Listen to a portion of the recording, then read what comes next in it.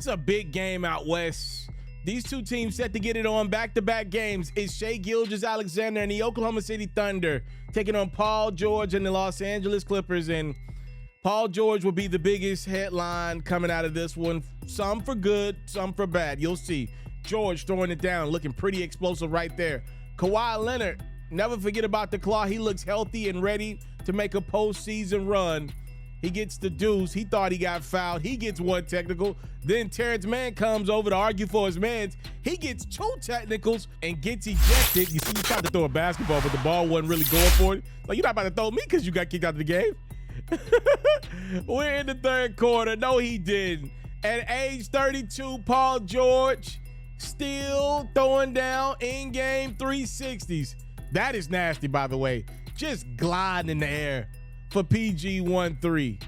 Other end, it's SGA with the response. He ain't gonna throw it down like George, but he'll make sure he get the bucket. Thunder are down a point. More George. Look at the amount of moves it takes to get a bucket in the NBA. These dudes are so good. It's like 3 different moves. 18 points for George. SGA is gonna miss, and here comes the bat that I previously spoke about with Paul George. He's gonna bump knees here with Lou Dort. And look, man, y'all know we don't show injuries often on this platform. Usually when I show an injury, it probably means it's not a good sign. George will leave this game with help. He would not return. And from there, the Thunder just pretty much took advantage of a Clippers team that were without their guy. And you see Jalen Williams score inside for the deuce, and then SGA on the same type of time. Thunder go up by 3. Look at this beautiful dime from Kawhi to Batum inside. Closing seconds, the Clippers are down a point. Kawhi is just bombarded by Lou Dort. Great defense. Leonard doesn't even get a shot off before the buzzer sounds. And it's the Thunder with a huge victory. They're now in 7th place in the West, winning by 1. SGA had 31 points. Jalen Williams had 20 points. Josh Giddey, 13 points. You saw some great defense from Lou Dort. A team effort beats the Clippers, who maybe took 2 L's in 1 as Paul George goes down. I actually hadn't thought about this in a long time, but let's never forget, about a decade ago, it was back in 2014 when Paul George doing that USA, that scrimmage where he broke his leg. And that was the first time in years that I thought about Paul George breaking his leg. It was an awful break.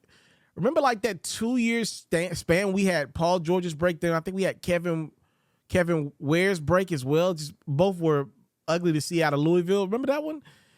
So this one obviously didn't look as bad as that. I'm not even sure if it's on the same leg. I was trying to look and see if it was on the same leg or not.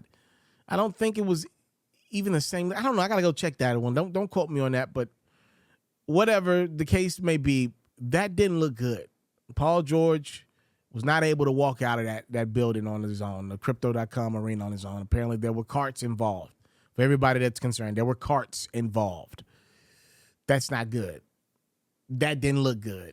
My guess is that one's not going to be good. I am very selective about injuries. I'll take injuries out of a highlight because I don't like putting injuries out there. Oftentimes there's a little of nothing, right? And oftentimes these injuries are nothing. The guy's going to be out for a few games. But the big ones that we think might be a big deal, the ones that we're not hearing good things about, we keep those injuries in because they're going to have ramifications on your season going forward. If you're a Clippers fan, I think you're going to have to go without one of your two. They just can't get right, man. Every year is something.